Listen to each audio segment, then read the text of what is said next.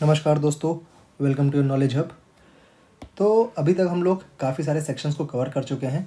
आज हम लोग बात करने वाले हैं कंसेंट और फ्री कंसेंट की, कंसेंट एंड फ्री कंसेंट की।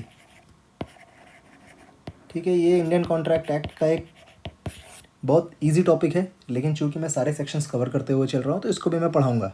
अगर आप judiciary, law firms, CA, CS या एलएलबी की प्रिपरेशन कर रहे हैं तो ये topic is very very important, क्योंकि यू नीड टू अंडरस्टैंड, जो हम लोग अभी तक अच्छे से समझ चुके हैं कि हर एग्रीमेंट कॉन्ट्रैक्ट नहीं होता है। कॉन्ट्रैक्ट तभी वैलिड होता है जब फ्री कंसेंट हो, जब फ्री कंसेंट हो। तो चलिए शुरू करते हैं। शुरू करने के पहले मैं आपको बता दूं कि मैं कॉन्ट्रैक्ट के यूट्यूब पे फ्री लेक्चर्स डाल रहा हूं, जिस पे एक कॉन्सेप्चुअल क्लैरिटी आ रही है। अगर आपको इन डिटेल कॉन्ट्रैक्ट्स पढ़ना है, मॉडर्न डे कॉन्ट्रैक्ट्स कैसे होते हैं, गवर्नमेंट कॉन्ट्रैक्ट्स कैसे होते हैं, उन सब चीज़ों को पढ़ना है, हाई कोर्ट सुप्रीम कोर्ट के जजमेंट्स देखने हैं, तो मात्र 4,000 रुपये में कॉन्ट्रैक्ट्स का एकदम इन डिटेल कोर्स अवेलेबल है। लाइव क्लासेस होती हैं। For more details you can get in touch with your legal buddy 09@gmail.com। तो सेक्शन 13 क्या कहता है? सेक्शन 13 जो होता है वो कंसेंट क्या होता है ये बताता है। सेक्शन 13 क्या कहता है? देखो, अगर हिंदी में मुझे आपको बताना हो तो ये होगा, दो या दो से ज़्यादा लोग तब कंसेंट करते हैं जब वो सेम थिंग पर सेम सेंस में एग्री करते हैं। ठीक है, words are same thing and same sense, same thing and same sense. अब इसको लीगल लैंग्वेज में क्या कहते हैं? लीगल लैंग्वेज में इसको कहते हैं meeting of minds, meeting of minds, और इसको कहते हैं consensus ad idem, consensus ad idem. ठीक है, इसको कंसेंसस एड आइडम कहते हैं। इसका एक सिंपल एग्जांपल के तौर पे हम लोग समझते हैं। Same thing in same sense का मतलब क्या होता है, ये एग्जांपल पे ही आपको समझ में आएगा। ए अपनी कार बेच रहा है, ठीक, ए अपनी कार बेच रहा है, बी कार खरीद रहा है इससे, ठीक है, बी पैसा दे रहा है, B is giving money and A is giving his car. Understood? अब आगे क्या सिस्टम इसमें, लेकिन प्रॉब्लम क्या है? ए सोच रहा है कि वो 2022 के मॉडल की कार है, होंडा सिटी 2022 के मॉडल की कार। बी को लग रहा है कि नहीं नहीं, वो तो और रेट्रो कार है, 1980 की कोई कार है, वो मिल रही है। तो इसमें दोनों लोग सेम सेंस पे अग्री नहीं कर रहे हैं। इस केस में कंसेंट है ही नहीं, because you are not agreeing on same thing in same sense. ठीक है, इस केस में कंसेंट है ही नहीं, और जब कंसेंट ही नहीं है तो no consent, no consent, no contract. आगे चलते हैं, सेक्शन 14 की बात कर लेते हैं। ये सेक्शन 13 था। सेक्शन 14 क्या कहता है? फ्री कंसेंट क्या होता है? Free consent, what is free consent, इसको समझते हैं क्या होता है। अब सिर्फ कंसेंट होना काफ़ी नहीं है, कंसेंट का फ्री होना भी ज़रूरी है।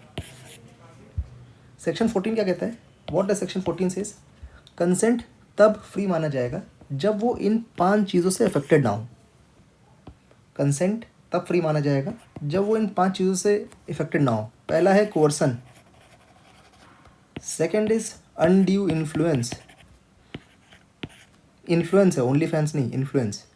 Third is fraud, fourth is miss representation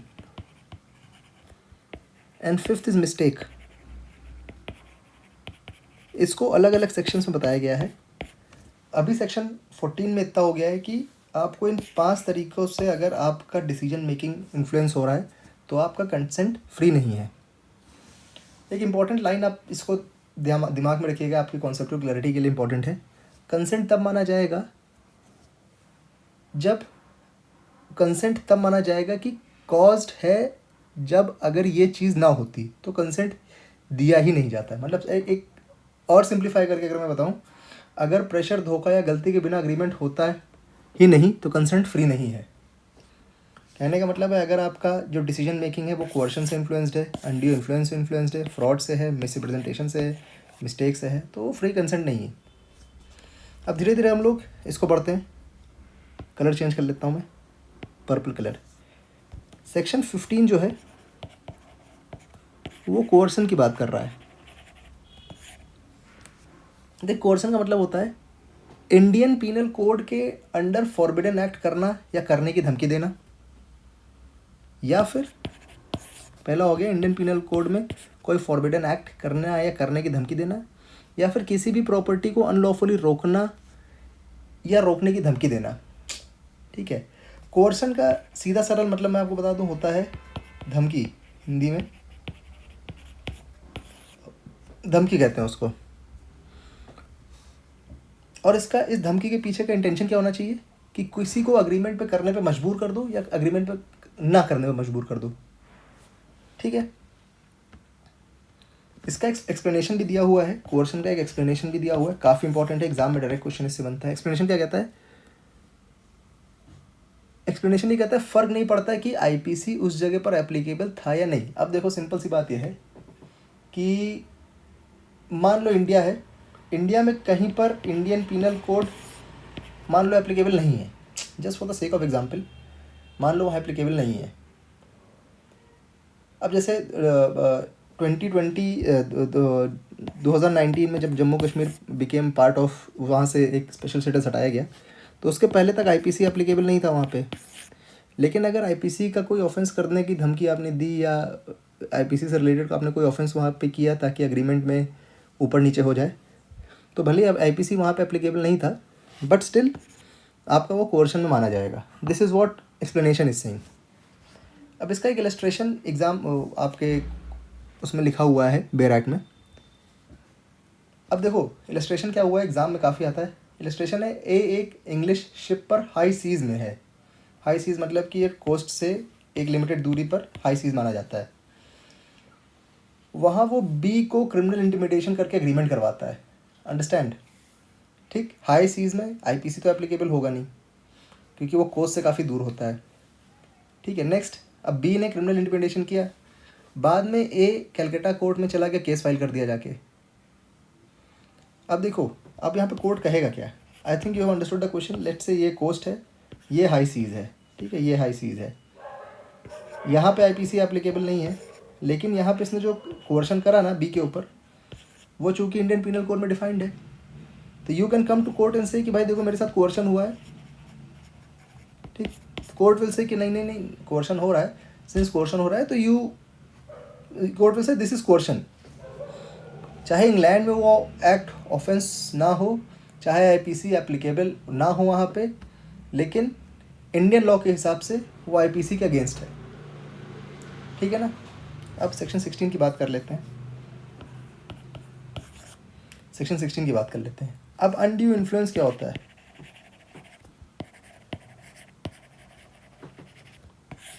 undue influence क्या होता है? कॉन्ट्रैक्ट अनड्यू इन्फ्लुएंस से इंड्यूस्ड होता है। कब इंड्यूस्ड होता है वो समझिए, दो कंडीशंस हैं। पहली कंडीशन, दोनों पार्टी के बीच ऐसा रिलेशन जो जहां एक दूसरे की विल के ऊपर डोमिनेट कर सके। ठीक है, अनड्यू इन्फ्लुएंस भी होगा कि अगर आप उसकी विल आपको डोमिनेट कर रही है तो then you are being unduly influenced. Will dominate ऐसी पोजीशन में है। सेकंड, वो अपनी पोजीशन का यूज़ करके अनफेयर एडवांटेज ले रहा है। ठीक है, लेट्स से फॉर एग्जांपल एक एग्जांपल आप ऐसा समझ लो, एक फादर सन का एग्जांपल हो सकता है। ठीक है, फादर के विल सन के ऊपर बहुत ज़्यादा भारी है और father is using that undue influence to make a contract. तो यहाँ पे एक वो आप एग्जांपल दे सकते हो कि एक अनड्यू इन्फ्लुएंस है। एग्जांपल लेके समझते हैं। उसके पहले आप ये समझो कि कब माना जाएगा कि कोई विल डोमिनेट कर रहा है कि नहीं। बात समझ रहे हैं आप? विल डोमिनेट, आप कोई कहते हैं कि नहीं नहीं मेरा तो कोई विल डोमिनेट नहीं हुई, बट लॉ ने क्लियरली डिफाइन करा कि विल डोमिनेशन क्या होगा। ठीक, वो सेक्शन 2 में लिखा हुआ है, सेक्शन 16 क्लॉज 2 में लिखा हुआ है। सेक्शन 16 क्लॉज 2 में लिखा हुआ है, पर्सन डोमिनेट करेगा अगर उसके पास रियल या अपरेंट अथॉरिटी हो, और द वर्ड इज रियल और अपरेंट अथॉरिटी, या फिर वो फिड्यूशरी रिलेशनशिप में हो। अब फिड्यूशरी रिलेशनशिप मतलब होता है ट्रस्ट वाली रिलेशनशिप। एंड सेकेंड थिंग, ये पहला हो गया। सेकंड थिंग, दूसरा इंसान एज, इलनेस, मेंटल या बॉडीली डिस्ट्रेस की वजह से वीक हो। ठीक है, एज, इलनेस या बॉडीली डिस्ट्रेस की वजह से वीक हो गया हो। इन दिस टू केसेस आप अनड्यू इन्फ्लुएंस यूज़ कर सकते हो। और जैसे ही ये सब चीज़ें प्रूव हो गई कि आप रियल एपरेंट अथॉरिटी थी, आपने फिड्यूशियरी रिलेशन रखा और आपने वो रियल और एपरेंट अथॉरिटी का यूज़ करा, जिसके ऊपर आपने, या फिर जिसके ऊपर आपने यूज़ करा, जिसके ऊपर भी आप एज की वजह से अगर आप उससे कॉन्ट्रैक्ट कर रहे हो तो इस तरीके से विल डोमिनेट करने की पोजीशन में हो। अब देखो इसमें बर्डन ऑफ प्रूफ क्या है। हु विल से कि भाई नहीं ये अनड्यू इन्फ्लुएंस नहीं है, मैंने अनड्यू इन्फ्लुएंस नहीं करा। ठीक है, अब ये काफ़ी इंपॉर्टेंट है, this is very very important. Who will be, whose burden it will be कि कोर्ट में वो ये बताए कि नहीं नहीं मैंने तो कोई अनड्यू इन्फ्लुएंस नहीं किया। तो इसका आंसर क्या है वो समझिए। अगर एक डोमिनेटिंग पोजीशन वाला पर्सन कॉन्ट्रैक्ट करे और कॉन्ट्रैक्ट देखने में बहुत अनफेयर लग रहा हो, ठीक है, एक डोमिनेटिंग पोजीशन वाला पर्सन कोई कॉन्ट्रैक्ट करे, एक डोमिनेटिंग पोजीशन वाला पर्सन कॉन्ट्रैक्ट करे and contract feels very unfair, to whom? Feels to the जज।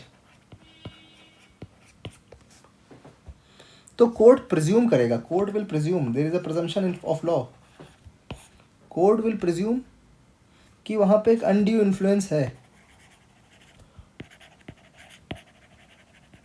This is a very important topic that we are discussing.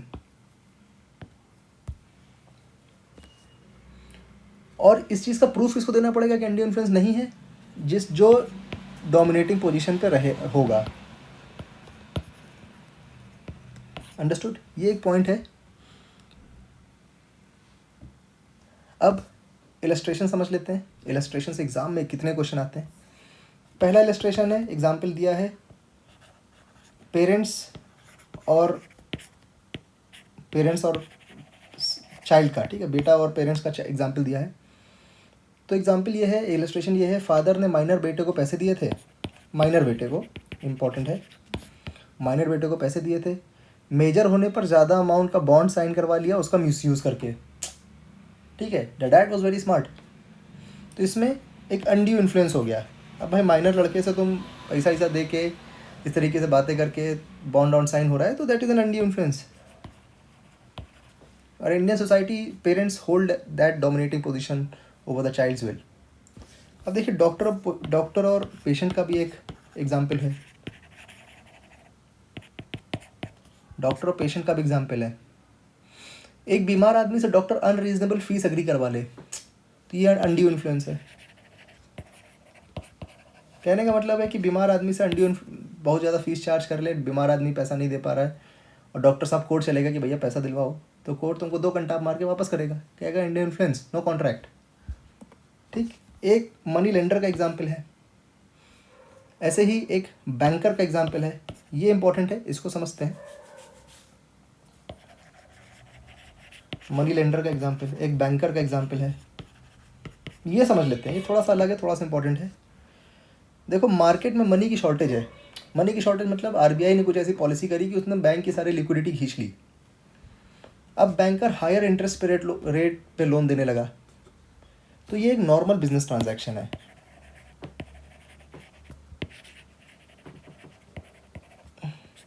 तो एक नॉर्मल बिजनेस ट्रांजैक्शन है, तो यहाँ पे एक अनड्यू इन्फ्लुएंस नहीं हुआ। बात समझ रहे हैं आप? यहाँ पे अनड्यू इन्फ्लुएंस नहीं हुआ है, क्योंकि यहाँ डोमिनेशन ऑफ विल नहीं है, सिर्फ कमर्शियल बार्गेनिंग है एक तरीके से। तो ये चीज़ें हम लोग ने आज समझी, कोर्शन समझा, अनड्यू इन्फ्लुएंस समझा। अनड्यू इन्फ्लुएंस थोड़ा सा टेक्निकल टॉपिक है, एग्जाम में इसमें सवाल आता है। अगर आपको नहीं समझ में आया तो you can always get in touch with me, I am willing to guide you all, but इसको एग्जाम में गलत ना करिएगा। Thank you for watching and have a great day.